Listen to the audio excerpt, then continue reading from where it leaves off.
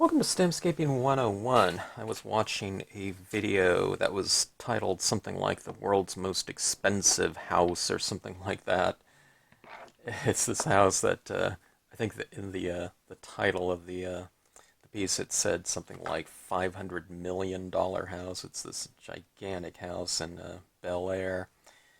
I guess it's the size of a city block too, or something like that. But anyways, one of the pieces of artwork that they had up in that house was this silver on kind of iridescent butterfly. I believe it was silver, but it was this really large print. Okay, and I thought, hey, I think my butterfly's better than that one, but just small, of course.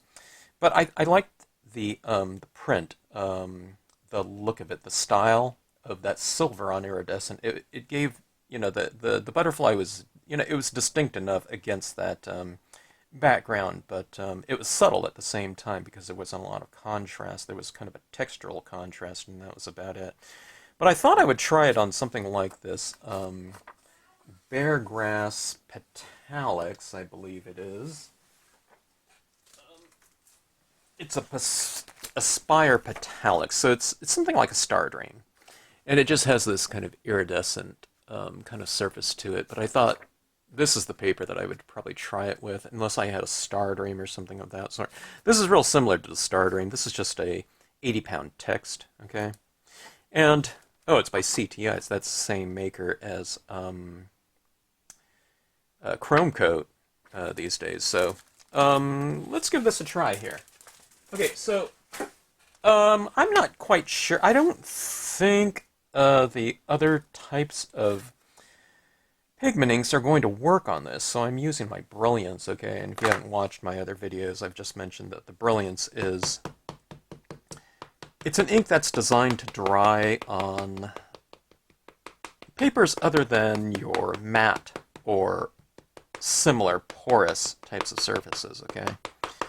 And this is a Stardream Silver now, this one. And I don't know, I've tried something on there before, and I was really surprised that it didn't dry, and I believe that was my Tsukineko VersaFine Clair that didn't dry on that particular Stardream. I believe the Stardream was the gold metallic, okay?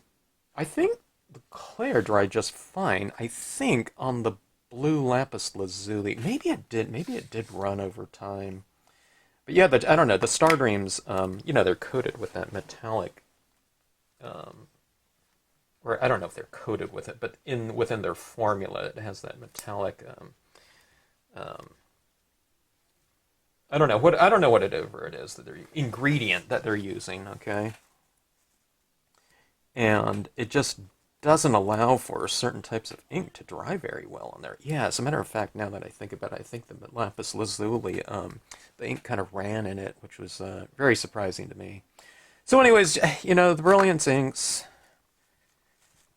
it must seem like I work for them or something at this point in time, but with the surfaces that I've been experimenting on, it just seems to be the one to use. My God, that looks really fantastic too. I'm talking about the print quality.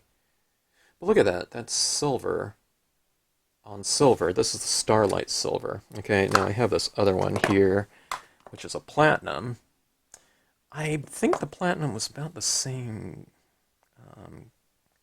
type of finish, but it had a little bit of a different look to it. Let's take a look at the platinum here.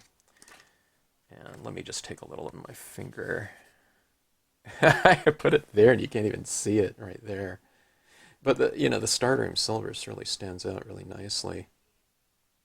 Okay, so I mean that's just a print. I plan on doing some landscape looking things with it, but I really wanted to try the butterfly on that. Okay, so let's go for, well, we have our Starlite Silver out. Let's go with the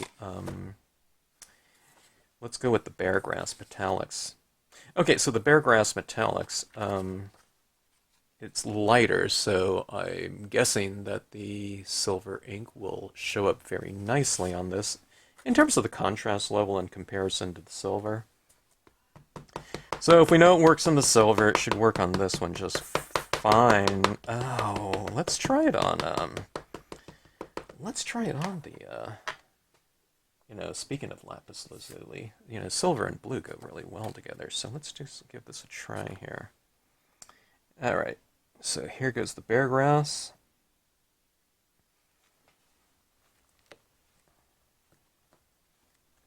This has some really good possibilities, I think, in terms of a scene, but look how dark it is at a certain angle, right? But then you hold it up like this, when it's reflecting that angle, it's, it just disappears at times.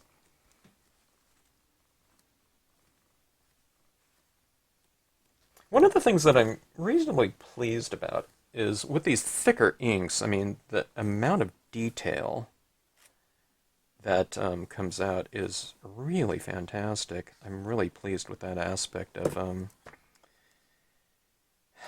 the pigment ink. Pigment inks are really thick. Okay, so there we go with that one right there. I noticed something right there. I had a piece of lint on that, so it printed out.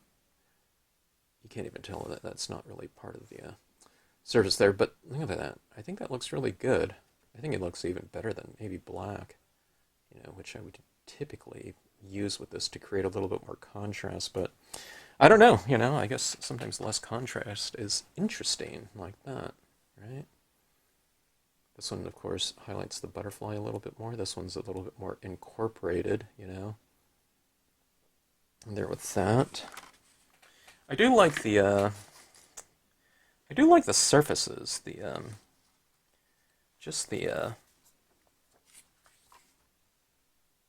I don't know, the reflective nature of that piece in conjunction with the reflective ink, okay? I don't know, it's kind of interesting. All right, let me check for lint. I haven't used this silver too much, but I'm really quite impressed with it. It's bold enough. The silver, when I've used it with the other inks like white, black, and the platinum, this silver is really, really reflective and bright, in terms of the I don't know, the kind of the light reflecting characteristic of it. It's just so much more. I mean, I guess that makes sense. Platinum is just, it's not as light and reflective as silver would be. All right, so now it looks interesting too. All right, let's go for a few little embellishments on this. That alone, I mean, I think it looks okay, but it really needs some kind of surrounding type of thing. I usually put a vignette on my pieces to contain compositions and to kind of focus the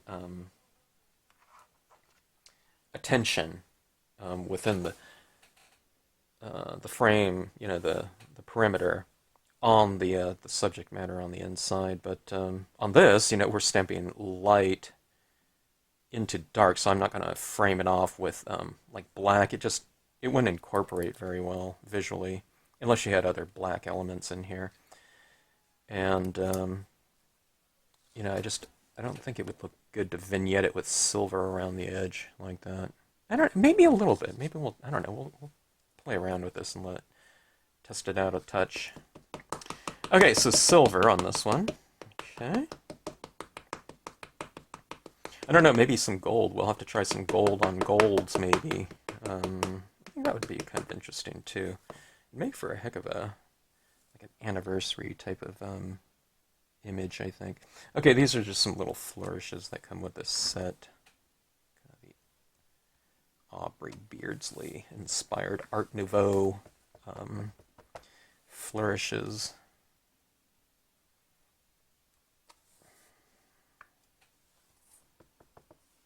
We can even do it where, I stamp these out a little bit lighter. We can kind of blot them out. I mean, it's too late now. I went and do a second impression, third impression down here and make those ones lighter, but I don't know.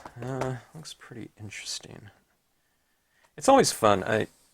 I've always, I've stamped with most of my impressions, you know, in my stamping life have been black ink on lighter papers, but something like that is pretty interesting to play around with metallics. And, I mean, a lot of people got into stamping early on because of embossing. And a lot of embossing was, it was black or something like that, but a lot of it was metallics. And there's just something kind of instantaneous when you're using this metallic ink, not having to kind of lay down some kind of powder or go through kind of a secondary type of procedure, like the powders and the melting of it. It's just kind of hitting the metallic inherently. That I'm looking at this. I think this would be interesting, in even doing it on black paper. I think that silver on black would be pretty interesting.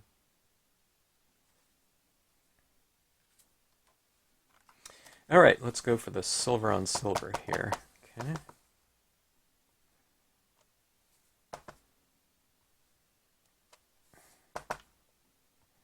Silver on silver, it's really, it's a little bit more subtle, which is interesting. I'm not sure which I like the best here. All right. That makes for kind of an interesting little pattern there, especially in the silver. All right. That's how I clean my stamps. I'll clean it off a little bit better later on. But let me think of some additional flourishes and kind of matting to put around these ones. But let's take a look here and see how these look. I haven't done these combinations before, so I'm seeing them all new, just like everyone else. Okay, so let's take a look at this one right here. Let's see if I can give you the characteristic of it in terms of the look. Pretty nice. Okay, there's the silver one. The silver one has it has a more dull finish to it, right? Look like how dark that is, but then kind of that's, this is what we're looking at, a little bit more. Let me curl this so you can see, or let's do it this way. Let's curve it back like that. Wouldn't this be kind of fun? This is really, I don't know, it looks like a great tag or something like that. Done in those colors, and here's the blue one right here. But look at that. Isn't that really dynamic? It'd be kind of interesting to pair this with the ink lifting method. So let's say we have this on the inside of a card, right? We're going to glue this down. And if we had the inside of the card here, where you do the another process where you open the card, and it's like that. It's like a mirrored impression of it or something like that. Like you can lay down a bunch of the ink on, let's see, would it be the dark blue or something like a dark blue foil, and then ink it up in silver, right? And then you go down and you do the ink removal process of this. So it's like a mirrored thing. So when someone opens the card, it's like that. I don't know, that'd be kind of interesting. Or it's on the outside, outside of the card where you have the opposite thing on the back or whatnot. So, all right, now this ink is going to set up pretty good. It's not like stamping it on foil. This paper is not, like I said, I think some of the inks won't dry on it, but when it comes to the Brilliance inks on these, they set up pretty good. Now some of these are stamped pretty thick here, so I think I will wait for it to dry a touch, I think I'll just let them air dry. But then we'll look at some matting, and then we'll format those like that into cards or something of that sort. And then I'll do some little embellishments on here. I just think it'd be better to do it kind of when it's really set up, because it's set up on some of these areas, but I can just see in some of these areas there's like I don't know if you can see it on camera, but there's in some of the more solid areas, there was like a little, like blob of ink. So you can kind of see it down here where it's a little bit more textured. But Okay, so yeah, let's see about some embellishments. I think this is ripe for some embellishments, like some, like some crystals or something of that sort, or just, I don't know, the white paint pen, that type of thing. Or, I mean, it could just be left like this. I think this would be a really fantastic for. I don't know anyone that does it anymore, but they used to do like you stamp on like gift wrapping, okay? And I think it was usually when you've already got the package wrapped, and then you stamp on that. D from Posh Impressions used to do that a lot. But I think this type of patterning would be kind of interesting, or imagery. But this, I think, would look fantastic in some scenes too. Pretty simple to do because we wouldn't be adding too much color, if any, you know, to this. We can do a little bit of something like alcohol pens, probably. It could make some of that ink go back into solution, but I think some subtle little gradations on here might be kind of interesting. So a lot of experimenting to do, but I think playing around with some silver inks or something like that, or metallics just in general, would I don't know, open up some new possibilities as far as the ways that you can use your stamps. All right, so we'll let this dry a touch.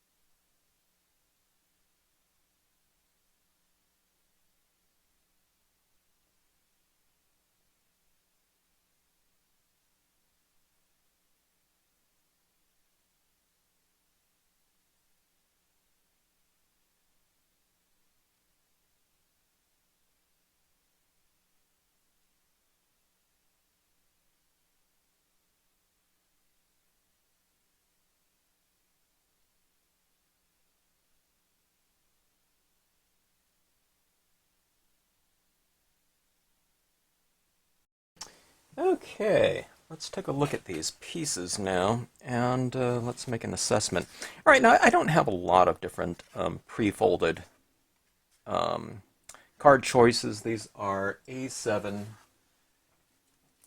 folding cards that I buy like this. They're, I don't know, $4.50. If it wasn't two something, I don't know, it might have been on clearance sales or something like that over at Kelly Paper. But here's a blue, white, and black one.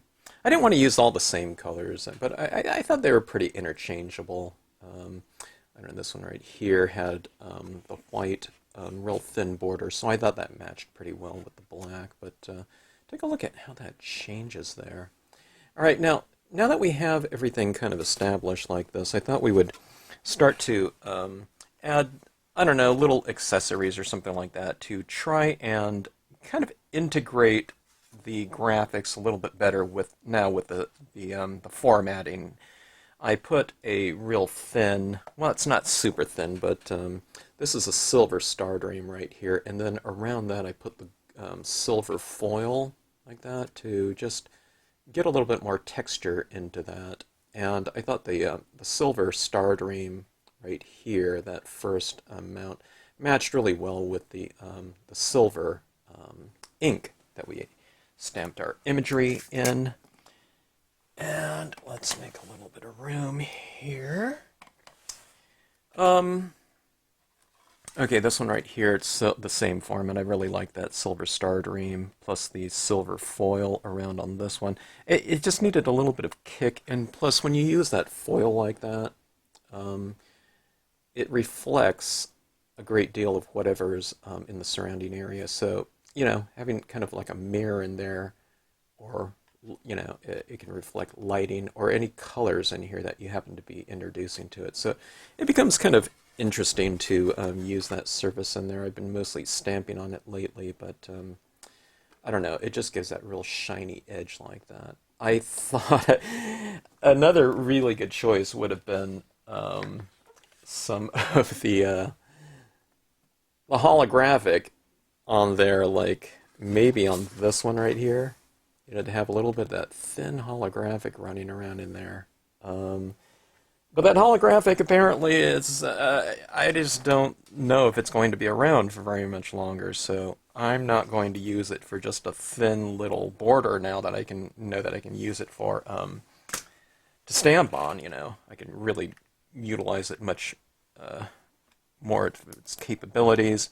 All right, so what I'm looking at here is just trying to generally make a little bit of an assessment, but what I'm going to do, I think what would look really good on these pieces is just to bring in a little bit more continuity into them, would be to take some of these crystals that I have. I'm going to just use this as my little ink applicator here. I don't know, something, a little dab it. And I thought I would put it right here in the four corners. I like this kind of, this glue is so thick. I like these crystals as something to match the high reflective nature of the foil. It just brings a little bit of continuity into it, having something of a similar nature, similar look, I guess, except one of them, you know, is two-dimensional, you know, for the most part, and one of them will be much more three-dimensional. So we're bringing that, you know, that dimension into the piece. Okay, for me to. It gives me an opportunity to use some of my larger crystal. I'm looking for my jewel picker. Where did my jewel picker go? Okay, here we go. I don't know. I just didn't think I'd be using a lot of these larger crystals in here for really anything. You know, especially scenes, but since this isn't really a scene, we can use it for this right here. Okay. Just eyeballing it. We don't do any measuring. You know, when it comes to something like this, it doesn't need to. All right. So, anyways, just I don't know that it gives the impression or gives the look of something that's been kind of riveted on. Now, I don't think I'm going to do much more to this. I think it could be potentially distracting if I do too much more on this one. Those crystals are fairly attention-getting. And then we have the foil, and then I just think adding anything in here would just be a little bit distracting. I thought about even adding little white little embellishments on here, but since I didn't do any white matting around it, I don't know. I think it's just left better, you know, untouched, you know, in terms of the rest of the piece here. But now on this one here, I do plan on doing a couple little flourishes in here in addition to kind of the existing visuals here. All right, let's see. Let's get a little bit of glue going here in the corners.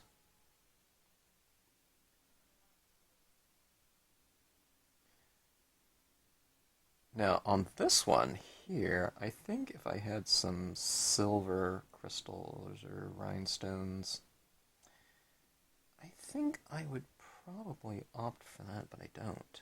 I have gold. Maybe when I do gold on gold, that'll be good, but let's see. Do I want to use this size right here? Let's go down a size. I think these ones are smaller.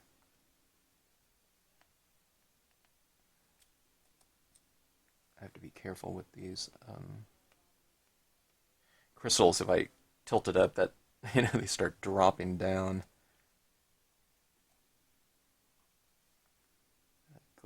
Glue takes a while to kind of set up.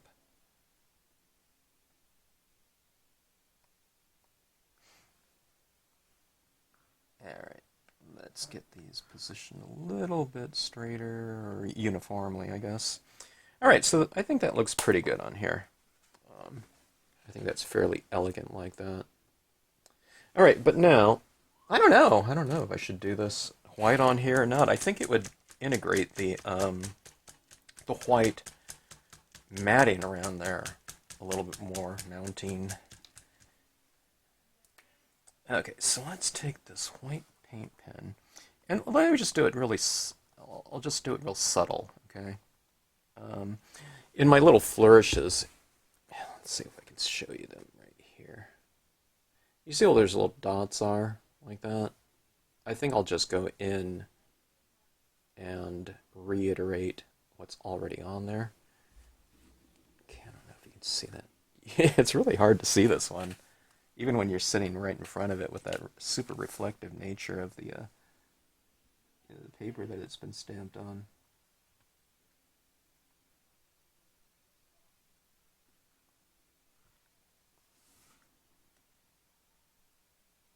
I got these little flourishy types of things from this artist named Aubrey Beardsley when I was studying Art Nouveau. I like those little flourishes that he added in. Alright, these are going to be, you know, kind of subtle, but I do think they'll stand out enough to make them worthwhile. Put a couple on the antennae. Alright, so see that those little flourishes right there. Let's see, let's balance it out a little bit more. Let's add one over here. You can add them where they don't exist, too. You don't have to just stick to the design. But anyways, we have those little things like that. See now they're kind of integrated with the design like that. And then you have this right here. Look how much that stands out. Look how different that is. You know, even that looks kind of interesting, but then when you go like that, the silver on silver is just silver ink on silver paper, silver reflective paper, and then you have that nice kind of border around there. Oh, okay, so we have that.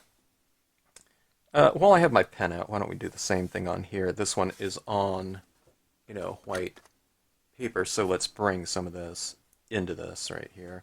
I mean, we can go a little bit more,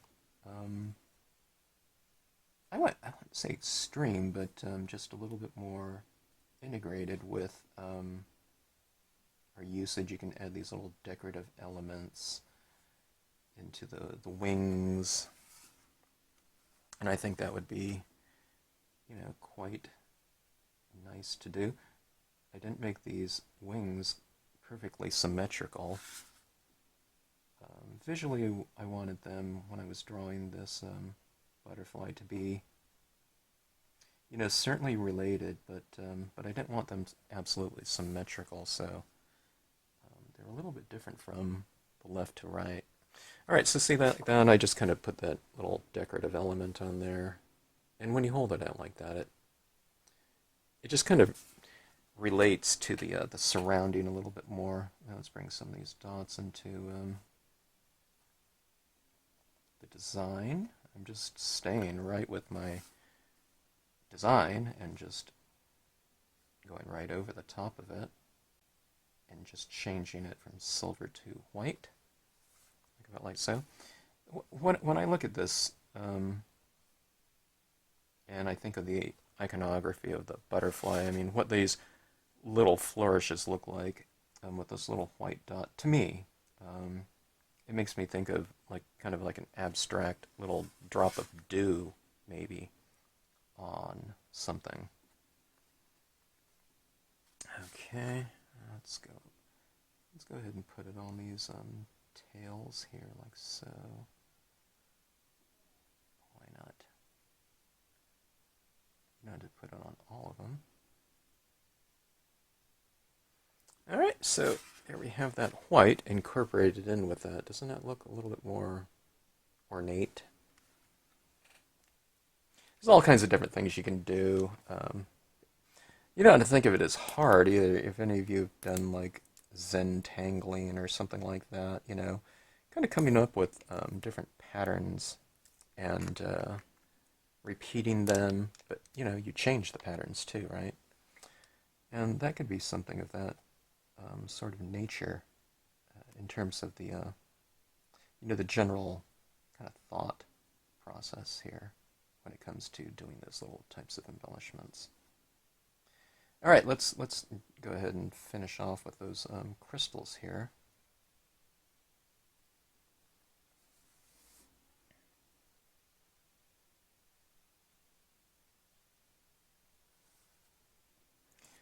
This glue is kind of thickening up here, and I think it's actually a little bit easier to work with. It's not so stringy like mozzarella cheese or something like that. I'm talking about it's getting thicker as it sits here on my piece of paper. I was just doing it straight out of this, but I had a hard time controlling it. I'd get too much, or I don't know. Well, mostly too much. If I got too little, I just squeezed out a little bit more. I looked at the blue crystals, and they just don't match up. They just don't pair really well with this. All right, let's go with. Let me see. Let me take a look at a little bit of a smaller one. We'll just vary it here a little bit from scene to scene, or card to card, I guess in this case.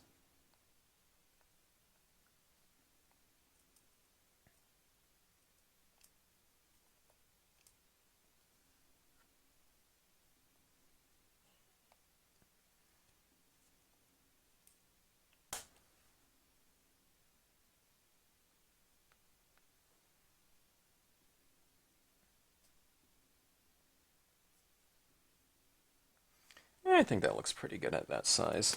Yeah, I think the larger ones make a little bit more impact, but not too bad. Okay, so those were the crystals there. Oh gosh, I totally forgot about this. Here's a silver. I think this one's a silver. Got these paint pens too, you know. So, you know, while I'm making all these little white dots like that, especially on this one. Let's take a look and see what...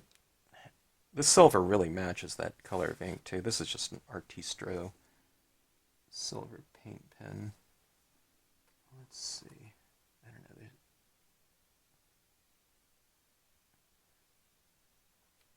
I won't spend too much time with this because this is going to be really difficult to see what I'm, you know, doing here.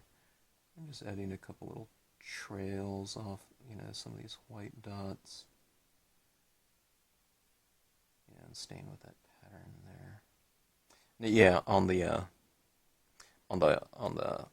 silver on silver doesn't show up at all. Okay, so anyways, let me see if I can show you what I did in here. See these little dots right here? Instead of just going all white like that, like say that white, silver, silver, white, silver, silver, I just think it kind of incorporates in a little bit more with that. And there's those crystals on the side there, kind of bolting, you know, this piece right here onto the scene here. On this right here, yeah, I mean, I can go with something like this.